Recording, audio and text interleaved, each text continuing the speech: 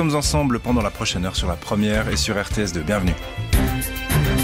Forum, Thibaut Chalère, Coraline Pochard.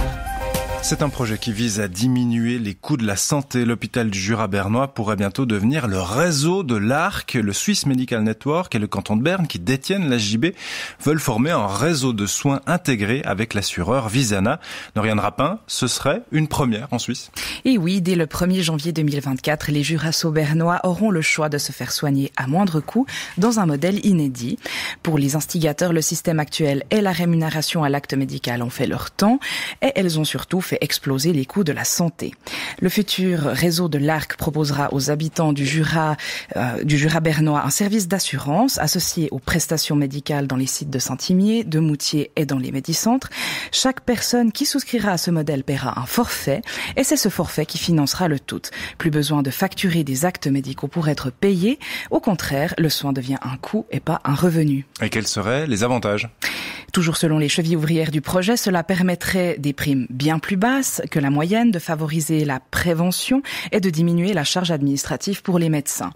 Ils prennent en exemple les États-Unis et l'Espagne. Là-bas, les réseaux de soins intégrés ont fait leurs preuves. En 2026, la ville de Moutier rejoindra le canton du Jura. Est-ce que les autorités de la ville sont inquiètes de la création de ce réseau ? Alors disons qu'elles sont mitigées. Pour le conseiller municipal Valentin Zoubert, tout ce qui peut pérenniser l'activité de l'hôpital de Moutier est bon à prendre.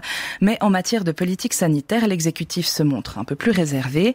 Il se demande comment la population sera soignée si elle n'est pas liée à Visana, ou quelle sera la qualité des soins si c'est un forfait qui les finance. Alors, des inquiétudes qui sont partagées par les associations qui défendent les intérêts des patients. Oui, comme la Fédération suisse des patients.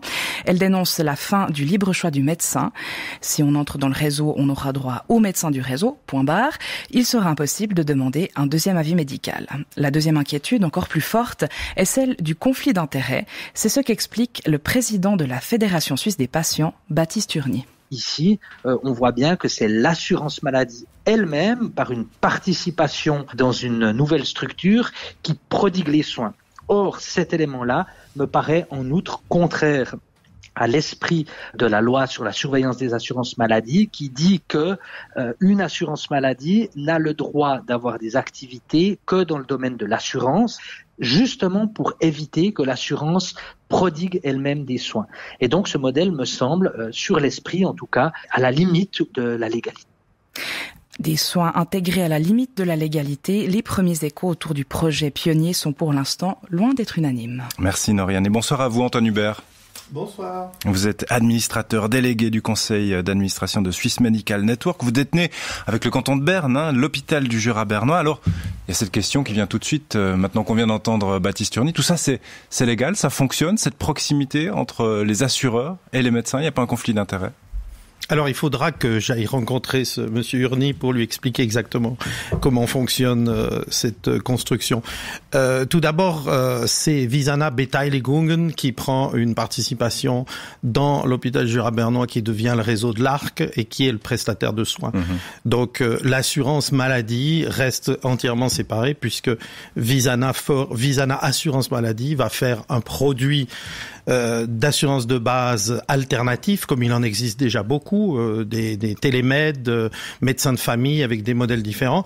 Donc un nouveau modèle d'assurance alternative qui va être donc réservé aux habitants de l'arc jurassien, donc pas du Jura bernois, mais de l'ensemble de l'arc jurassien, et qui permettra de travailler avec un nouveau système, c'est-à-dire au lieu d'avoir une rémunération à l'acte, qui incite à faire du volume, à faire des opérations parfois peut-être surdimensionnées ou parfois inutiles. Au lieu d'avoir une rémunération à l'acte, le réseau de soins est rémunéré à la population dont il a la charge. Donc si vous avez 20 000 personnes qui ont souscrit à cette assurance, le réseau de l'ARC recevra un montant forfaitaire pour maintenir ces 20 000 personnes en santé. Et votre logique, c'est que ça favorisera la prévention. Mieux vaut éviter de soigner quelqu'un pour un cas grave qui coûte cher et anticiper tout ça pour faire des économies. C'est ça la logique ? Alors la logique, il y a plusieurs axes pour s'attaquer au coût de la santé, mais déjà la première logique, c'est que il y a plus aucune tentation de faire des actes à double, de faire des actes de manière trop lourde, par exemple en hospitalisant les gens alors qu'on peut faire les choses en ambulatoire. Donc ça, c'est déjà une première chose. La deuxième chose, effectivement, c'est qu'on va pouvoir se concentrer sur la prévention, l'éducation aussi. Quand on parle de prévention, c'est aussi d'apprendre aux gens comment ils doivent s'alimenter, comment ils doivent vivre pour éviter les facteurs de risque. Donc ça, c'est une deuxième chose. Et puis, évidemment, le membre du réseau de l'ARC aura toujours le choix, une fois par année, au mois de septembre, de quitter le réseau s'il n'est pas satisfait. Donc, le libre choix du médecin, effectivement, disparaît au moment où la personne choisit un modèle alternatif, mais c'est déjà le cas dans certains modèles alternatifs où on s'engage d'aller dans un réseau. Et par contre, il garde toujours cette liberté au mois de septembre de changer de caisse maladie puisqu'il s'agit d'une caisse maladie de base. Mais est-ce qu'il peut pas y avoir une tentation dans ce système de recourir au traitement le moins cher et pas forcément le meilleur pour le patient, parce que on comprend bien comment ça fonctionne. Le traitement le moins cher, c'est celui qui vous fait économiser le plus d'argent? Bien sûr, mais si telle était la tentation, ce serait immédiatement sanctionné par une fuite des membres.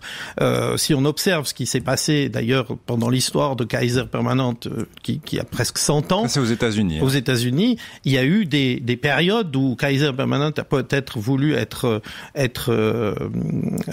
restreindre les soins, et ça s'est traduit par une fuite immédiate du nombre d'assurés et donc une baisse des revenus. Donc si on veut avoir un réseau de soins qui a du succès, on est obligé de justement afficher la qualité, puisque le client va devoir choisir ce modèle d'assurance en connaissance de cause.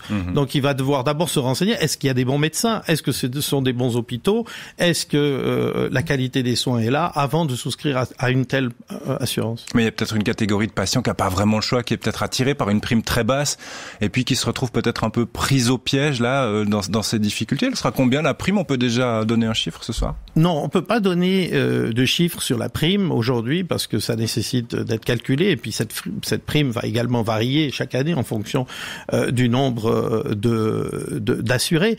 Mais ce qui est sûr, c'est qu'elle sera pas très basse, elle sera plus basse que la prime de base normale, parce que par définition un modèle alternatif doit avoir une prime plus basse, donc ça plus basse, mais c'est surtout avec des avantages et je dirais justement une qualité des soins supérieure, une attention plus particulière, qu'on va séduire cette clientèle.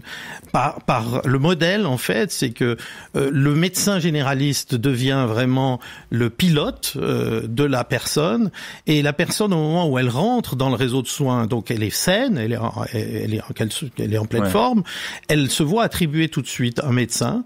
Elle aura probablement le choix entre quelques médecins, on lui demandera de choisir lequel elle veut avoir comme interlocuteur, et ce médecin devient vraiment le pilote de son parcours, et on incitera la personne à partager ses données de santé avec le médecin, ce qui permettra au médecin aussi d'anticiper, peut-être si les valeurs de certaines analyses augmentent, il pourra convoquer ou inviter son client-patient à un entretien pour voir s'il y a des corrections à faire dans son régime alimentaire pour essayer de prévenir. Antoine Hubert, vous le dites, en fait c'est assez révolutionnaire, en tout cas pour la Suisse et son système qui va à volo, en tout cas c'est la critique qu'on peut faire sur ce système de santé en Suisse, c'est révolutionnaire, ça représente une économicité. Pourquoi c'est pas plus répandu que ça? Les assureurs étaient frileux, ou vous avez eu la peine à trouver des partenaires dans les cantons? Bon, je crois que, d'abord, c'est pas un problème propre à la Suisse, c'est un problème à tous les pays où il y a une assurance et des prestataires qui sont pas les mêmes. C'est pas une révolution puisque ça existe. On cite Kaiser Permanente, mais il y a d'autres exemples. En Israël, ça fonctionne comme ça. En Espagne, dans certaines provinces, ça fonctionne comme ça. Et quelque part, on peut faire référence aussi à la médecine chinoise où on dit qu'on payait son médecin tant qu'on était en bonne santé et qu'on arrêtait de le payer le jour où on était malade. Ce qui a une certaine logique, effectivement, et ça change complètement la motivation et les incitatifs de tout le système pour être efficace. séduisant pour la clientèle, efficace, et surtout de suivre la personne de sa naissance jusqu'à sa mort, y compris dans les périodes de bonheur, pas seulement dans les périodes difficiles. Eh bien, très bien. Voilà ce qu'on pouvait dire avec vous sur ce projet que vous lancez aujourd'hui, ce réseau de l'Arc. Je rappelle, Antoine Hubert, que vous êtes administrateur délégué de Swiss Medical Network. On vous souhaite une bonne soirée. Bonne soirée, merci. Et un conseiller d'État nous rejoint dans cette émission. Bonsoir, Jacques Gerber.